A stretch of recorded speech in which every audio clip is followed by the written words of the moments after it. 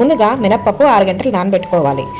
బాగా కడుక్కున్న దాంట్లో కొంచెం ఉప్పు వేసుకొని మిక్సీ చేసుకోవాలి. బజ్జీ పచ్చిమిరపకాయలు తీసుకొని దాంట్లో స్లిట్స్ చేసుకొని దాంట్లో విత్తనాలు తీసి పక్కన పెట్టుకోవాలండి. చిటికెడు సోడా ఉప్పు కూడా వేసుకుందామండి. వేసుకొని ఒకసారి మిక్సీ చేసుకుందాం. మిరపకాయల్లో స్టఫింగ్ చేసుకోవడం కోసం వాము, చింతపండు, కొంచెం సాల్ట్ వేసుకొని కచ్చా పచ్చాగా మిక్సీ పెట్టుకుందాం. మిక్సీలోనే 2 స్పూన్లు శనగపిండి కూడా వేసుకుందాం. ఇలా మిక్సీ చేసుకోవాలండి. మిక్సీ చేసుకున్న మిశ్రమాన్ని మనం ఈ స్లిట్స్లో లోపల పెట్టుకుందాం. మిరపకాయలు అన్నింటిలోకి ఇలా పెట్టుకున్నామండి. ముందుగా మిశ్రమాన్ని రెడీ చేసుకున్నాం కదా, ఇందులో ముంచుకొని వేసుకుందాం. ఒక బజ్జీని తీసుకొని ఈ మినప్పిండిలో ముంచుకొని వేసుకుందాం. శనగపిండి కంటే మినప్పిండితో వేసుకుంటే గ్యాస్ అది ఫామ్ అవ్వదండి, చాలా చక్కగా ఉంటుంది. ఇలా ముంచుకొని నూనెలోకి వేసుకుందాం. అమ్మవారికి నైవేద్యంగా మిరపకాయ బజ్జీ అనేది చాలా ఇష్టం అండి.